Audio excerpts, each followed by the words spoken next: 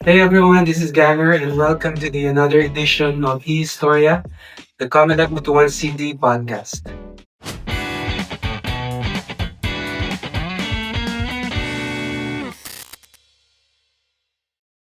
In our last episode, we were able to speak with the election officers of COMELEC Agusan del Norte in relation to the voter registration activities that they conducted in their respective areas of responsibilities. So the question now is, since na paano ka na nga itong registration, unsa na ganap sa COMELEC karon? So for today's edition of COMELEC Butuan City Historia, we are glad and honored to have with us the Provincial Election Supervisor 4 of COMELEC Agusan del Norte, no less than Attorney April Joy D. Balana. Mayong hapon, ma. Hapon. Salamat sa imuhang time nga ihatag sa amuang podcast today. It's a pleasure to be part of the Butuan City podcast. Yes, ma'am. Now, since very recently, nakuha naman ang atong voter registration activities that we conducted for 6 months, tuloy-tuloy.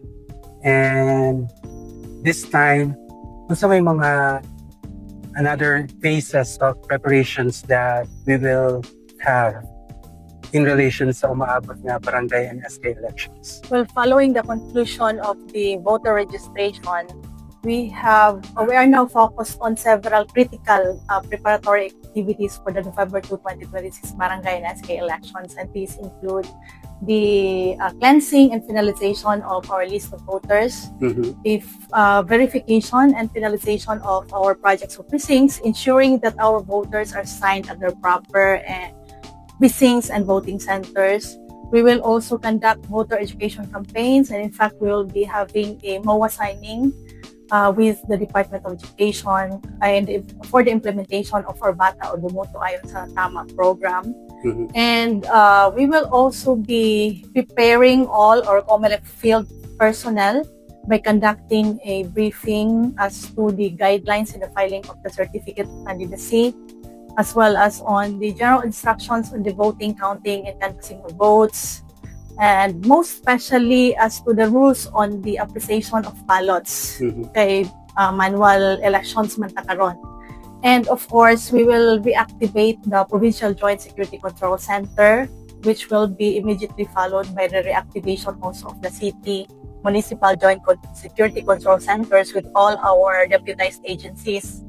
And we will be conducting training of all the members of the electoral board members and the barangay board of canvassers. And we shall also intensify our information dissemination through our election officers and by visiting the barangays or sitting in or guesting in Sanggunian or ABC sessions. We shall maximize also the use of social media to ensure that the voters are aware of the election rules, procedures, and prohibited acts. And all of these activities, of course, the ultimate goal is to gain the trust and confidence of our voting public, and of course, to ensure that we will have a peaceful, orderly, credible, and especially an election that is reflective of the true will of the people. That sounds overwhelming. Yeah, we have a lot of things lined up. Now, for the barangay considering we election. only have like 136 days Yes. para sa November 2, 2026 BSKE. Now, in every election season, one of the many concerns raised by our voters sa COMELEC in particular is the rampant vote buying and vote selling activities. Now, for COMELEC Agusan del Norte, how are we going to address that issue, ma'am? Yes. Well, vote buying and vote selling remain among the biggest threats to democracy because they destroy or ruin the very essence or integrity of the elections.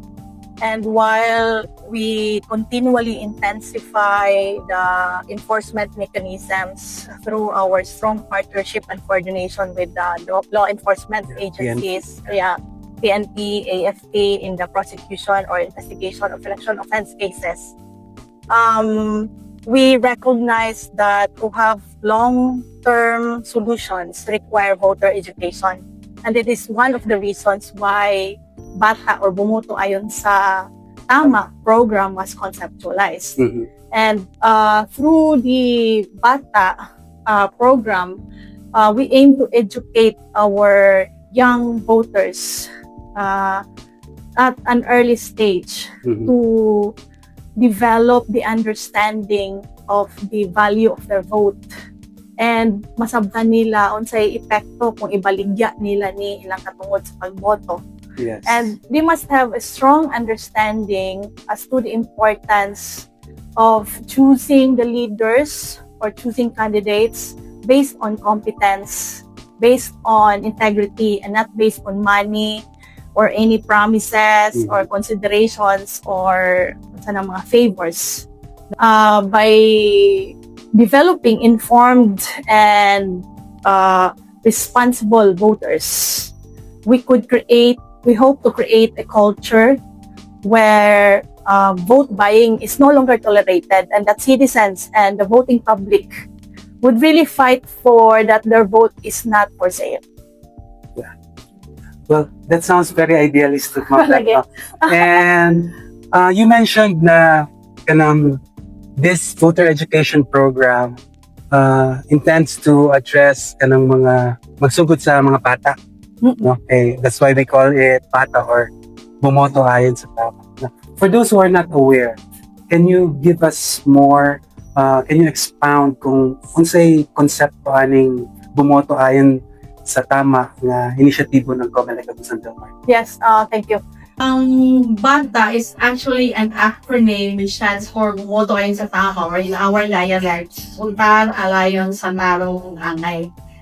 So it's actually, if shall I say, it's more of a voter education initiative. It is a transformative movement conceptualized by COMELEC Agusan del Norte to shape young minds, particularly the grade 12 students who will be first-time voters, to develop political literacy, kailan ang ilang decision-making, how they would develop informed judgment or ethical ways decision-making, and also encourage them to have a meaningful engagement. Participation. Civic participation or engagement. And also, the BATA program is anchored on our belief that responsible voting is developed over time. It is gradually developed. It's not just, dili lang okay, you vote wisely and that happens. No, it's not. It does not happen that way. So, we have to explain to them why voting wisely is important, and they have to know how to vote wisely. So, to understand also what's in it for them. Kung yes, diba, ang mabenepisyo. Yes, they have to understand that. So instead of relying on one-time orientations, the BATA program promotes a continuous and guided learning experiences that form understanding step by step. And what makes BATA distinct or unique is that voter education is delivered within a classroom setting, and with a maximum of 1 hour to ensure, para masiguro nato nga gapaminaw pa ang mga bata, and to have the attention and retention of the students.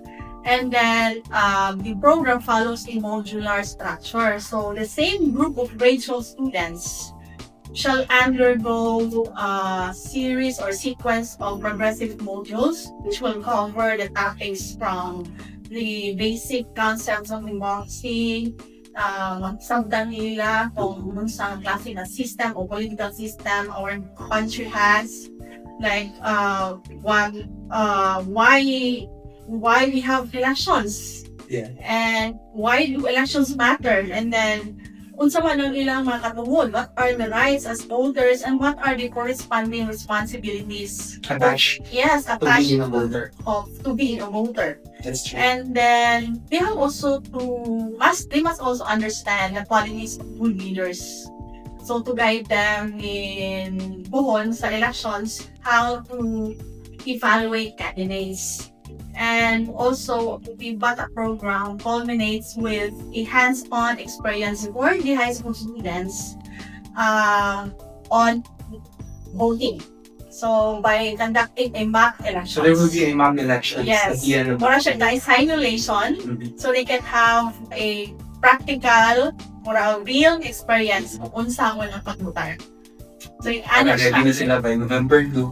Now, which is very timely as well, no? Now, since decided naman or nakapili na ta sa demographics para aning voter education initiative ng COMELEC Agusan del Norte, which again, timely, since ang preparations nato para sa umabot ng election is barangay at the same time sa Sangguniang Cabadbaran. I believe ang mga senior high school students are age like 18, 19 years old, Yes, 17, 17, yes. which most of them also will be able to vote not only for Sangguniang Cabadbaran but also for barangay elections. So it's hitting two birds in one stone. And now, perhaps that answers the next question that I have. Nanong kanang specific demographics ang atong napili. Yeah, aside from that, we are focusing on the senior high school students because they are at a critical stage. Not only because they will be first-time voters, but at that age, by experience, no? By experience, because we've been there. So, kanang naitad ako, we are open to influence. We are highly susceptible to influence. And because we are really open to learning new things and then whatever information is being fed to us at that age, no? So, gullible ta, susceptible ta, and they are very open for information, new information. And experience and study will also show that the values formed or the civic attitude developed during adolescence will have a great impact later on in life. So how you were as a young person, murang na yun na siya impact or effect on you being an adult. As you move forward. Yes. So, reaching out to young people before they can even cast their first vote, that is very important. So we help shape responsible voting habit. And also investing in the young voters is also like investing for better elections tomorrow. And for better victories. Yes, and because we also believe that voter education should not begin only during election season. That is true. Yeah. It should start early while young voters are still developing their perspectives about governance, about politics, about citizenship. Thanks for that, ma'am. Now, kanina initiative ko, this initiative was initially launched, soft launch during the last school year, 2025-2026. Now, ang pag-introduce ani was made throughout the province, Yes, including Butuan. including Butuan City and Cabadbaran City. Now, what are the shared feedback on that we were able to see, not only from the participants but from those who facilitated the discussions? Well, kung ano, the pilot run that we had, we are very happy and grateful that we received overwhelmingly positive feedback. And meaning the students love the interactive and the practical nature of discussions that we gave them. And they also expressed that they have better or deeper understanding the value of their vote and how their votes will affect the future of their communities and the future of our country. So, muna siyang parang makahatag sa ato o dugang na inspiration to continue implementing this program. And also, they love the interactive or the practical exercises that we integrate in between lectures. Because we give them purely lectures but also practical exercises to gauge their knowledge, their understanding of the discussions that we gave them. So, marang makuan po na nila ang attention. and as well as attestation of the lectures. And yeah, also from the teachers or the advisors assigned that who witnessed acts on how we gave or delivered the BATA program to their students. They also really appreciated and margin even suggested if we can cover all of the high school students, senior high school to be exact students, Which is quite impracticable for now. yeah. Now, I'd like to add one factor, okay? For Butuan CE, what really helps also is the classroom setup. Yes. Because in the past, we conduct this kind of voter education activities sa mga gymnasiums, na dako kayo ang crowd, dako kayo ang area. This time, experience natin ang we're inside the classroom or AVR or audiovisual Yes. which is With very number of students. yeah.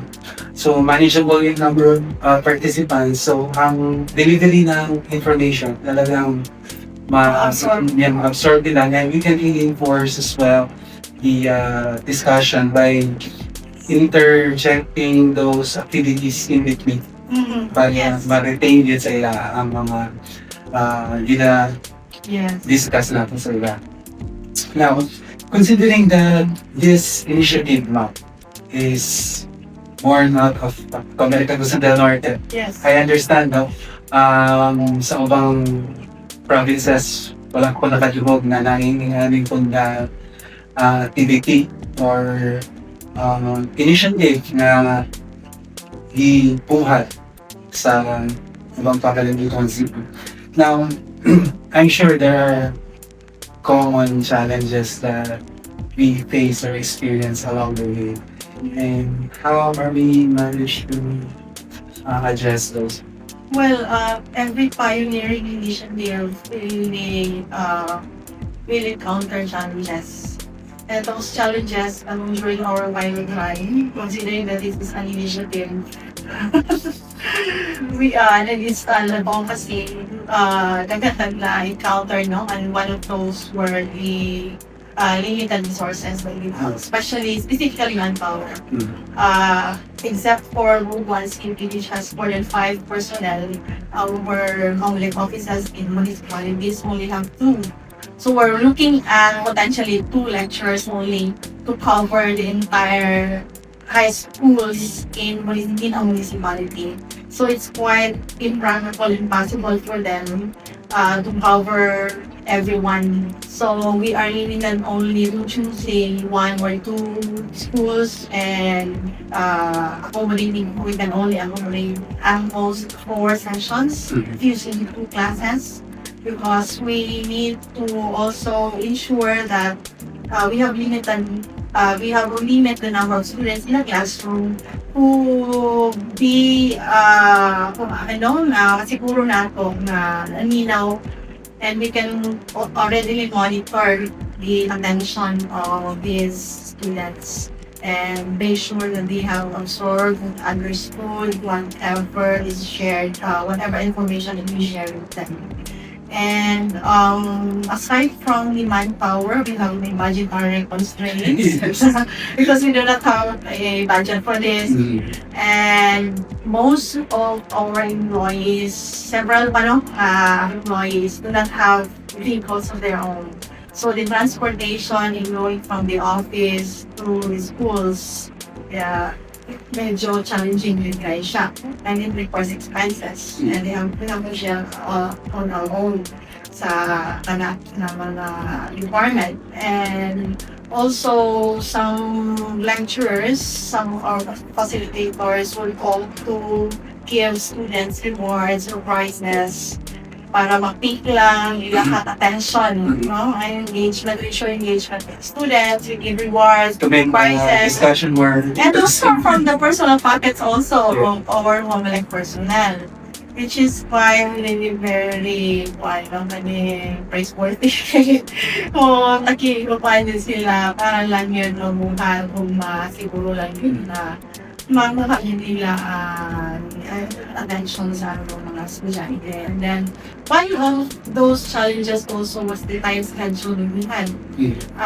We implemented test run or pilot run BATA program while we were busy with the voter registration. So we have to squeeze in with our time schedules na makita yung amin because it's not an excuse na the voter education because voter registration because voter education is also one of our major duties as COMELEC personnel. So we have to find ways. And aside from our time schedule, also we rely on the availability of the schedules also with students. Yes. And of the classes. When we can insert, so asa tanga kasingit na bit sa ilahang klase. So that's quite also the challenge. And also, COMELEC personnel, all of us are not born teachers. So the teaching skill is something that you have to learn and develop, no? And dili tanan man maayon yun or naagay kada skill to talk in front of people.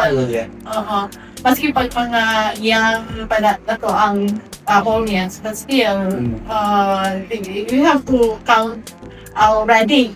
Yes, but at the same time, although it's a challenge, but it's also an opportunity for all of us. An opportunity for growth, an opportunity for learning. It's a capacity building for everyone. So the more we are exposed to teaching these children, the more we become better. Become more competent. And because in our work, we really need to talk to the public. Correct. I completely agree on that. I completely agree. We cannot just stay inside our office. No? Like, importante yun na inform public about the activities of the COMELEC, especially as to sa may mga kinahanglan na atong information with regard to elections. It's part of our mandate. Yes, it's really hard. Hindi natin siya malalas. Ma'am, despite all these difficulties and challenges that we experienced during the pilot test of the BATA program, what motivates COMELEC Agusan del Norte to move forward and continue with this mission? Well, with all those challenges we encountered during the pilot testing of the BATA program, those challenges actually were outweighed by the positive results coming from the students and the teachers. So that motivated and give us motivation to move forward and continue with the implementation of the BATA program. And also, what motivated us is our commitment to develop young voters' perspectives about elections. And actually, one of the main reasons also which inspired the creation of the BATA was because of the challenges or issues that we face today as a nation. Like the issues of corruption, flood control, project scams, inefficient elected public officials, and somehow we could these issues could be traced back to how we made our choices during the elections. And so we thought, although we've been conducting voter education, but we thought that one-time voter education activity was not enough. Yeah, and we usually do traditional voter education, which mostly focuses on kaning mga technical or procedural information, which are of course also important. Yes. But like what we had in 2025 during the road show that we had. Those are very technical, procedural lang. Automated counting machines. But we believe that we need to conduct voter education that focuses more on value nations and developing voters to informed choices. Yes, informed choices. They have to be responsible citizens. So it doesn't happen in just one setting. So we have to make it so something that is sustainable and continuous. And we also believe that democracy is strongest not only on election day, but in the years of preparations before you enter even test. Just like to add, Ma'am, no? I also understand and believe that this program initially will turn out into become an advocacy. And it will change the face how we conduct our voter education in the future. Yeah, that's Di ba? And nakakadumaganda in the past na pag malapit na ang election, magkadapat voter education sa mga baray-baray. Sakto na. So, this time, we make sure that we'll be able to instill the values sa mga young minds, yes, which are the future of this province, this country, right? Yes, they are young minds. They are actually the future generation of decision makers and leaders. Now, to conclude, Ma'am, what are the long-term plans ng COMELEC Agusan del Norte to somehow institutionalize this advocacy, no? Not only in Agusan del Norte, perhaps Tarragalian or maybe nationwide, no? Diba? Eh, let's look forward sa mas daho Yeah. We actually, when we conceptualized this program, we were looking at institutionalizing this the voter education into the educational system. But later on, when we talked with the Department of Education personnel, it's more than just an understanding or an agreement between two institutions like COMELEC and Department of Education, but I think it also requires a legislation to integrate or to amend the curriculum to integrate voter education in the educational system. Yeah. So, walang long shot siya. But on our level, having granted the authority to enter into a memorandum of agreement with the Department of Education at Agusan del Norte Division as well as Butuan City and Cabadbaran City Divisions, it is already a big step toward making BATA program a sustainable and a regular voter education for the senior high school students. So, and also, if and hopefully, if the program continues to demonstrate positive outcomes, we hope that the BATA program becomes the model for other provinces to adapt or replicate it. It will be replicated. Well, all throughout the Carga. Let's hope for that. Yeah, let's hope for that. And eventually, Of course, it will require participation. maybe it will inspire our legislators to make voter education part of the curriculum In the near future. in the near future.